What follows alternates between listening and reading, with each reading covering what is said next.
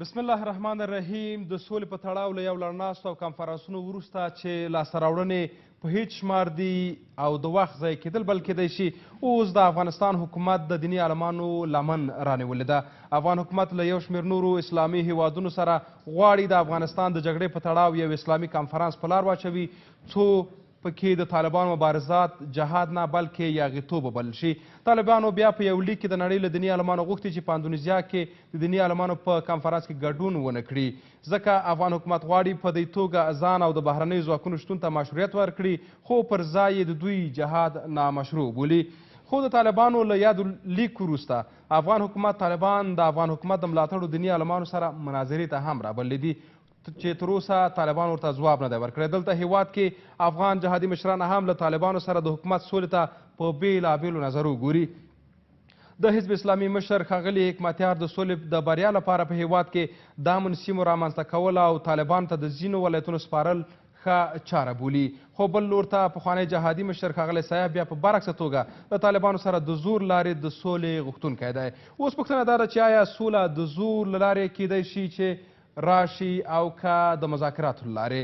د نړۍ دیني عالمان به د طالبانو د جګړې په اړه څه فتوا ورکړي او که طالبان او حکومت پلوي دیني عالمانو ترمنځ مناظره وشي لاسته راوړنې به یې څه وي؟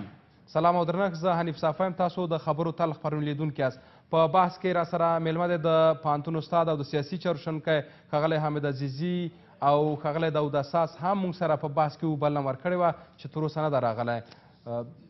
وبګورو چې را به شي که نه. ښاغلی استاد، په لومړي سر کې تاسو ته ښه راغلاست وایو. واقعا له دومره ناستو کنفرانسونو وروسته چې کله امریکا افغانستان ته راداخله شوه او طالبان مات شول، هیڅ درک نه لګېده، بیا له هغې وروسته د دوی هغه حرکتونه ورځ تر بلې په ډېرېدو شول او بله دا چې په افغانستان کې د امریکا د برید 6,000 ورځې هم بشپړې شوې. په دې به مو غږېږو چې واقعا په دې 6,000 ورځو کې یا په دې جګړه کې چې دومره وخت تیر شو واقعا امریکا څه لاسته راوړنې درلودې او افغان حکومت او افغانانو له دې امریکا او د بهرنیو ځواکونو له شتون څخه دلته په افغانستان کې کومې ښېګڼې ترلاسه کړي دي؟ واقعا هغه موخې چې د افغانانو د اقتصاد بډاینه وه، هغه ژمنې چې افغانستان د سولې راوستل وو، هغه څه چې نور په کورونو د بمبارۍ نه کول وو او د سیمو آرامتیا وه، واقعا هغه څه چې پخوانیو او د ملي یووالي حکومت خلکو ته ژمنې ورکړې وې چې دوی به نور فساد له منځه وړي، ملي یووالي ته به کار کوي او د خلکو هوساینې لپاره به مټې رابډ وکړي، واقعا هغه کارونه شوي دي که نه دي شوي؟ اوس د دوی دغه د سولې په هکله به راشو چې واقعا سوله د افغانستان په کوم هغه اهداف چې خپل افغان حکومت لري د سولې په تړاو او هغه طالبان چې هغه غوښتنې لري او امریکا چې د طالبانو او افغان حکومت ته کومې غوښتنې لري، واقعا دا شونې ده چې دا دیني کنفرانس چې په اندونیزیا یا په نورو هیوادونو کې په لاره اچول کېږي واقعا دا به سولې ته یو لار پرانیزي که نور به هم دیني عالمان داسې یو څه یا فتوا ورکړي چې هغه به د طالبانو په ګټه وي او جګړه به نوره هم دلته اوږده شي؟ بسم الله الرحمن الرحیم. عرض سلام و ادب احترام خدمت شما و همه بیننده های عزیز و ارجمند تلویزیون جهان. خوب است در این موضوع ما 4 سال پیش طرح کنفرانس علما جهان اسلام را پیشنهاد کرده بودم و به عنوان مبدع و مبتکر از این طرح میشه گفت که اشراف خوبی بر این موضوع دارم. 4 سال پیش برای اولین بار این طرح ما به دولت، به سیاسیون افغانستان، حتی در کمی بعدتر در جرگه صلح که در هتل کابلستار برگزار شد و در اونجا پیر صاحب مرحوم و سران سیاسی کشور اکثرا حضور داشتن، این را پیشنهاد کردیم و متاسفانه در او زمانی حرف ما کمتر شنیده شد، اما به مرور زمان دولت، جامعه جهانی و جهت‌های مختلف به این نتیجه رسیدند که این راه مناسبی است و این راه درستی است، باید از این راه کار را پیش ببرند. بسیار تاسف میخورم از این که به عنوان یک جوان این طرح در همون زمان نادیده گرفته شد، اما کم کم به ارزش طرح پی بردن و کاش که ما این تقریبا 2-3 سال گذشته را از دست نمیدادیم و خیلی زودتر پای در این مسیر میگذاشتیم. دلیل پیشنهاد این طرح ما اول خدمتتون بگویم، شاید بسیار جالب باشه. ما در سفری که به یکی از ولایات داشتم 2 تا قبر را تصادفاً دیدم که پالو در پالو بود و 2 برادر بودن. سر قبر یکیش بیرق دولت افغانستان زدگی بود که یعنی او سرباز اردو یا یکی از ارگان‌های امنیتی و دفاعی افغانستان بوده و سر قبر پالویش که برادرش بود، سر قبر از او به عرق سفید امارت اسلامی زدگی بود. وقتی که پرسان کردم گفتن یک ملا هر دوی از اینا را جنازه کرد و در سر قبر هر دوی از اینها در مدح شهادت گپ زد. و ما بسیار جالب بود که چرا باید وضعیت چنین چیزی باشه و کمی فکر متوجه شدیم که در اکثریت نقاط افغانستان مردم در یک سردرگمی به لحاظ اعتقادی به سر میبرند که آیا جنگی که فعلا وجود داره بر علیه دولت افغانستان آیا جهاد است یا نه. ممکن ذهنیت های ساخته شده بود، چون معمولا ما در افغانستان میبینیم فتواهای مختلف معمولا وارداتی است. هم فتوای جهاد در افغانستان وارداتی است و هم فتوای صلح معمولا در افغانستان وارداتی می باشه و متاسفانه علمای افغانستان هرگز در طول 40 سال گذشته نتونستن خوشنام رفتار بکنن، خوشنام برخورد بکنن. یک تعدادی در دوران کمونیستا که در کنار دکتر نجیب استاد شدن به نام ملاهای شؤون اسلامی مورد قبول و پذیرش قرار نگرفتن و یک تعداد دیگه حکم حتی تکفیر و ارتداد و مسائل مختلف دیگه از اونها رو دادن. علمای دیگه‌ای که در طرف مقابل استاد شدن تا زمانی که احساسات مردم بود همراهشان و همچنین فتواهای خارجی از کشورهای عربی، از پاکستان، از علمای دیوبند، از الازهر و از جاهای دیگه همراهشان بود، خوب پیش رفتن. اتحاد جماهیر شوروی را شکست دادن، اما بعد از خودشان در داخل افغانستان نتونستن به یک اتفاق و اجماع دست پیدا بکنن. اوس کغلی زی پښتنه هم دلته ده واقعا دغه کنفرانس تاسو ښه ده چې یادونه مو کړه وړاندیز تاسو کړی و او بالاخره په جوړېدو ده او د کنفرانس کې باید د نړۍ دیني عالمان راوغوښتل شي. واقعا د کنفرانس راتګ او جوړېدل او هغه د علماو فتوا چې په دې کنفرانس کې به یې ورکړي، ستاسو په نظر څه فتوا به ورکړي؟ عرض میکنم خدمت شما. دلیلی است که مردم ما زمانی که اولاد خود در اختیار طالب قرار میدن که طالب سربازگیری بکنه یا هر گروه مخالف دیگه مثلا داعش، به گفته دولت افغانستان 22 گروه در افغانستان دارن بر علیه دولت افغانستان میجنگن، یا هر گروه دیگه سربازگیری که میکنن، مردم فکر میکنن اولاد ما در راه خدا میرن. زمانی که خانه خود، غذای خود در اختیار این افراد قرار میدن فکر میکنن ما در راه خدا کار میکنیم، به مجاهد کمک میکنیم. کسایی که در اردوی افغانستان فعالیت میکنن و میجنگن هم فکر میکنن ما به خاطر خدا کار میکنیم، به خاطر وطن، به خاطر ناموس، به خاطر دین کار میکنیم.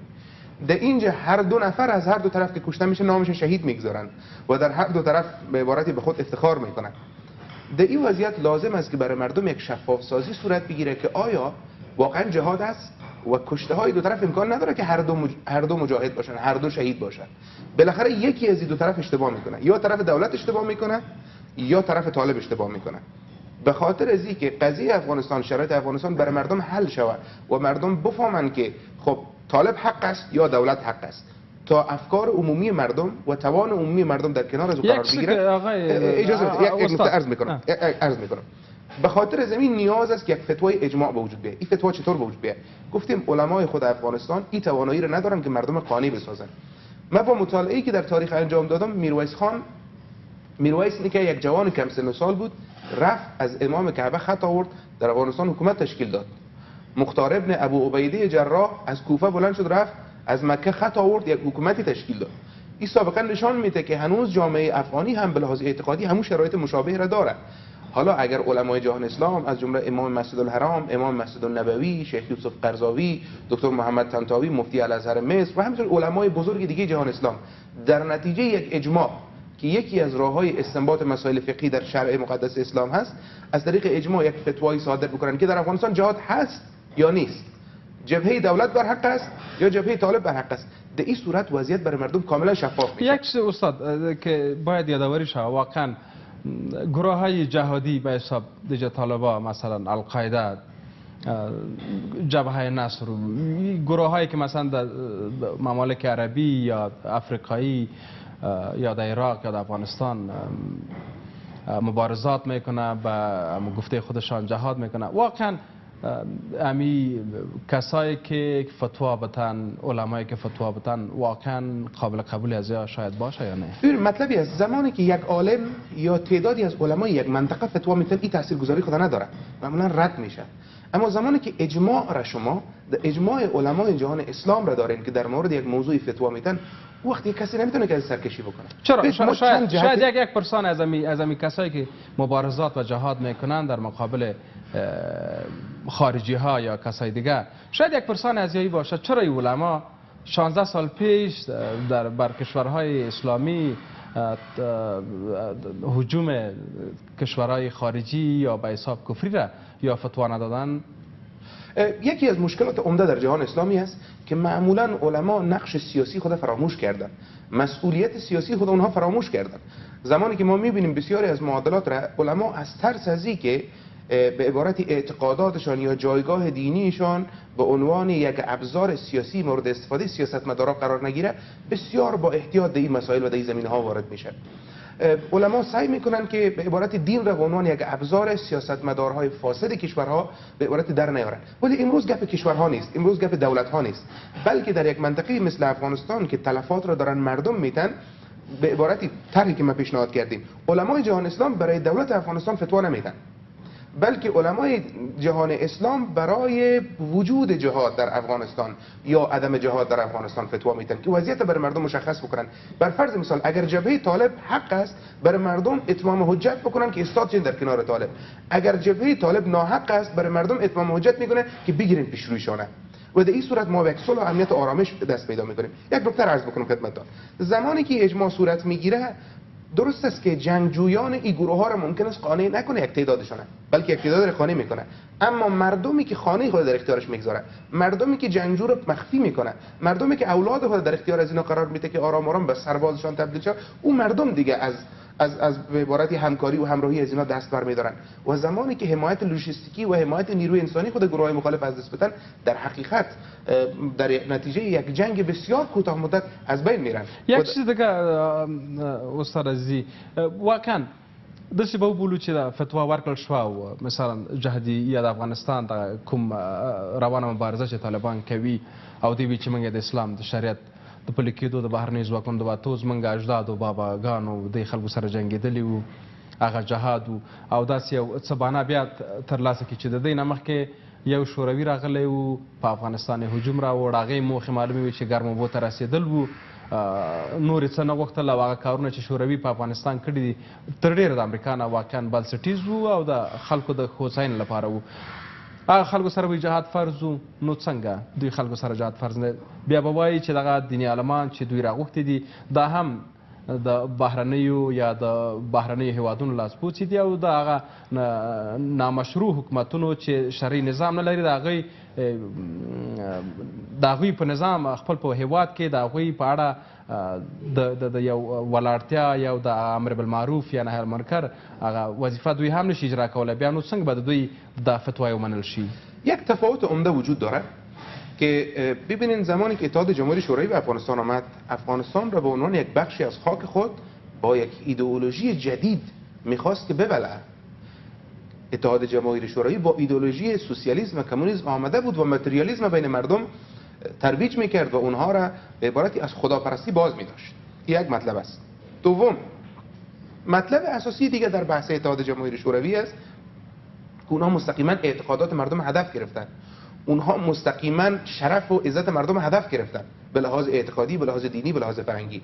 اما امریکایی ها که آمدن، من قبول میکنم که از سال 2001 تا 2014 اگر در او زمان کنفرانس علمای جهان اسلام برگزار میشد و بدون در نظر گرفته شدن مصلحت ها بر اساس واقعیت فتوای داده میشد، من به خاطر که یک عالم دین نیستم نمیتونم در این مورد قطعیت بگم، ولی حدس خودم میگم به احتمال زیاد فتوای جهاد میدادن. ولی بعد از 2014 با خروج عساکر به عبارتی ناتو و جهت‌های دیگه‌ای که از جمله امریکا هست، شرایط در افغانستان تغییر کرد. در حال حاضر طالب‌ها وقتی که در نقاط مختلف می‌جنگن، واقعا امریکایی‌ها و خارجی‌ها را هدف قرار نمیدن. در 2014 تا به امروز شما ببینید میزان به عبارتی جنگ‌هایی که بین طالب و بین خارجی‌ها صورت گرفته به شدت کم است. به خاطر که در کوچه و بازار و سرک و پایگاه و جاهای مختلف دیگه و خارجی‌ها در دسترس از اینا نیستن. تعداد زیادشان برآمدن، کمتر از چند فیصدشان در افغانستان باقی مانده. هر جایی که اینا دارن اقدامات عملیاتی انجام میدن، مردم عام کشته میشن، افغان کشته میشه، مسلمان کشته میشه. در حقیقت این فتوا کاری میکنه ای است که جنگی که بین دو تا مسلمان است این رو در حقیقت متوقف بکنه. چرا رقمی رو متوقف میکنه؟ بر اساس آیات مبارک قرآن، سوره مبارکه حجرات، و ان طائفتان من المؤمنین اقتتلوا فاصلحوا بینهما. درست شد؟ و اگر دو طایفه از مؤمنان با هم دیگه جنگ میکردن، شما بین اونها صلح بکنید. و در ادامهش میگه اگر یکی از اونها سرکشی کردن، شما همراه از او بجنگید و او را مجبور بکنید که برگرده. یک نکته عرض بکنم. اما متاسفانه دولت افغانستان وقتها را ضایع کرد. در او زمان این بحث کنفرانس را در اختیار شورای علمای افغانستان گذاشتن و شورای علمای افغانستان هم تصمیم گرفته بود که خب در کابل ما نمیتونیم، متاسفانه به دلیل ضعفایی که همیشه داشتن خواستن در جده عربستان سعودی کنفرانس برگزار کنن، بازم نتونستن. رئیس جمهور افغانستان حتی در سفری که به عبارتی به عربستان سعودی در ماه رمضان سال گذشته داشت، در او سفر به صورت بسیار بی مقدمه، به صورت بسیار ناشیانه بلافاصله از پادشاه عربستان سعودی میخواد که ما خواستار یک فتوای علمای عربستان در محکومیت به عبارت جنگ در افغانستان هستیم که بدون مقدمه و زمین اساسی عربستان هم در او واکنش مثبت نشان نداد. ډیره مننه. درنو لیدونکو لنډه دمه اخلو، پس له دمې بیا هم خپرونه دوام لري. ملتیا مو کړئ.